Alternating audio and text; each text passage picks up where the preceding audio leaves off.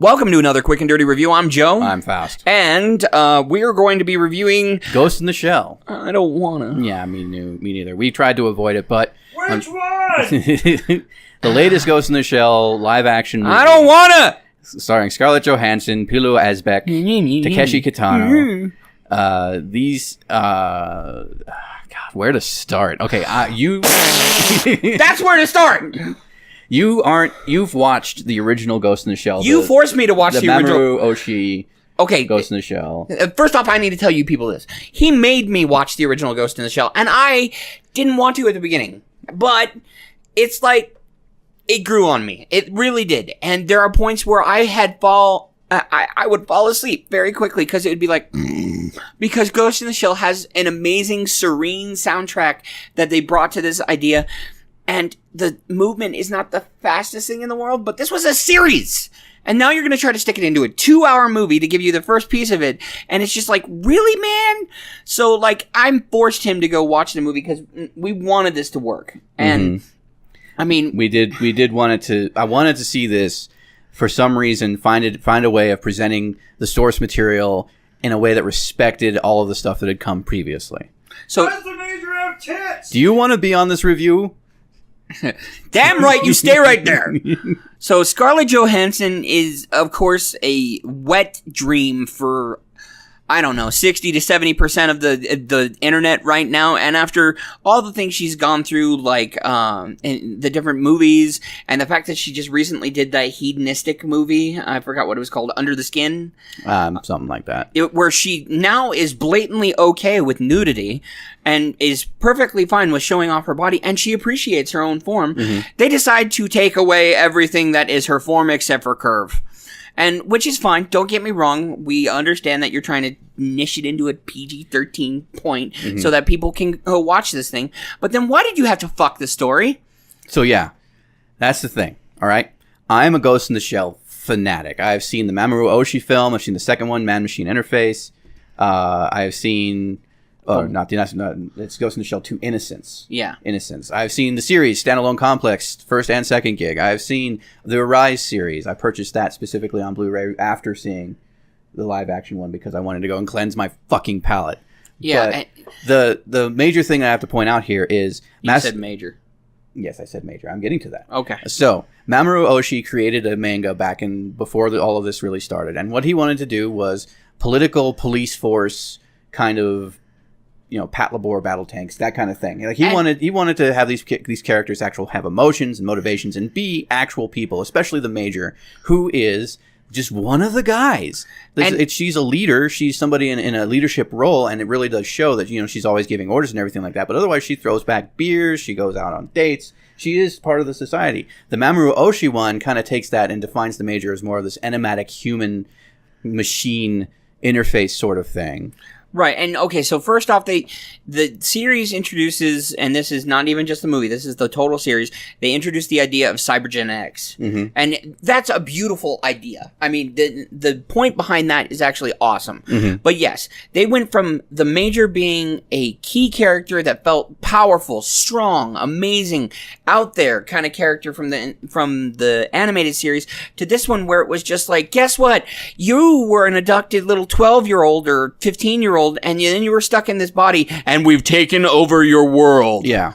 So the further series stuff about the Major is that she has been in a cyborg body her entire life. Yeah. That she was taken out of the womb, did not even have a chance to learn her body, and was so medically compromised that she had to be put into a cyborg body as an infant, not even a day old. That she's had a prosthetic body the entire time. Not only that, but prosthetic cyberization has gotten to the point where it is in some places superhuman, but it is no worse than being human. Right. In that you are still capable of sensory input and feeling things and all of the other things that humans can do. So they take that and they change it in the live action movie to where Scarlett Johansson's character has been put into this body and she cannot feel a thing. She has no sensory input whatsoever other than what she can see. Right. And I that completely destroys the entire concept of the Major. Should we talk about Bato? My favorite character? Bato, yes. So Pilo Asbeck, great choice physically for Bato. Perfect. He was perfect.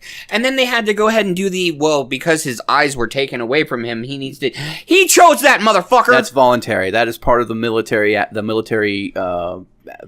what's the word? Upgrade. Yeah, the military upgrade for being a ranger. He was a ranger as part of the story. I mean, it's like they have this whole backstory where cyberization is supposed to be just a part of life, especially in a military aspect. You get these aspects of your human body enhanced to be military capable. Okay. Yeah. And no, I mean, they change all of that. So I will say, as far as the visuals are concerned and everything like that. Oh, they're dramatic. This movie is a love letter to the original sources, and not just the Ghost in the Shell Mamoru Oshii thing, but they do some stuff from Ghost in the Shell 2 Innocence. They bring stuff in from Second Gig. I mean, I think at one point they do even a battle tank and kind of hint at a Tachikoma Fujikoma. Yeah, and I wanted the Tachikomas to show up, even though I hate them normally. He hated. That was the worst part of the Second Gig. But I wanted to see them. I wanted to see them bring those in, and I'm gonna draw the line in the sand right here, kind of situation. The visuals were beautiful, and I'm not ashamed to say that at all. And there's a lot of things from you making me watch the movie that I was like, hey, I see where they're coming from on that. Mm-hmm. And their actors are good actors on a lot of levels. But whoever got this script and royally put it in the poop chute deserves to be have it put back in the poop chute. Yeah. Forcibly. Definitely. It's just, while being this visual love letter to all of the cinematic stuff that had come before, and being able to bring that to the screen in a live action sense and being able to show that, they should have really tried to stay true to the actual source material and understand that these cyborg bodies are how they operate within this heavily politicized, heavily militarized world that they enhance, and the world itself is as much a character as any of the characters in Section 9. Yeah. But no, they have to take all of these characters and let them try to shine and have the world take a backseat, and then you end up with this really piss-poor story. Yeah, it really was. The only thing that I liked out of the entire story, the actual only piece of the story that I liked, was that they kind of got the boss right a little bit. Aramaki? Yeah, Aramaki. Takeshi Kino. Yeah, I mean... Oh, man. Takeshi... That was a really good overall arc for him. Takeshi Kitano, yeah. And so, he definitely still comes across as, don't fuck with me. Mm-hmm. And, I'm totally going to follow your rules, but if you screw me over, I will destroy you, kind of situation. And they at least got that right. So, I was happy about that. Now, the thing that I would probably go with, as far as, the weakest thing, was adding in Danusia Samal's character, Ladria, as just another female on Section 9. With no real, they just shoved that in there because they felt it was a proper thing to have a demographic. Well, think about. I don't know why they went and did this. Well, think about Togusa. Yeah. Okay. Togusa's character is a non-entity. Yeah, and it talk about trashing a character completely. Yeah. They tried to do some things with the Major. They tried to do some things with Bato, but Togusa, it's like not mentioning Toad. Yeah, out of the Mario Brothers series. So yeah, Aramaki gets plenty of play. The Major gets plenty of play. Bato gets plenty of play. But Ishikawa, Togusa, Borma, and Saito, nothing. Yeah, they get kind of side roles or sidelined for this whole overarching narrative that makes no sense and just angers fans. Well, yeah, they don't even put out the fact that Togusa risks his life.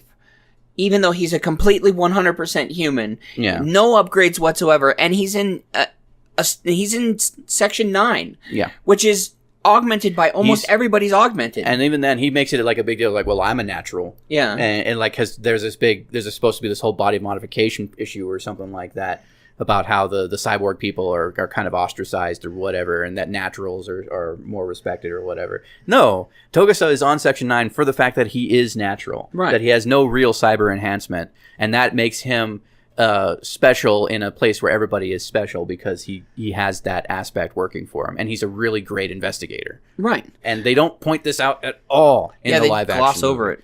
It's just glossing over all of the finer points to try and show you visuals that distract you from the fact that they're glossing over all of these finer points. And then they did bastardize the crap out of Major's character. Mm-hmm. So yeah, she has no capability of emoting whatsoever, which is horrible use for your Scarlett Johansson.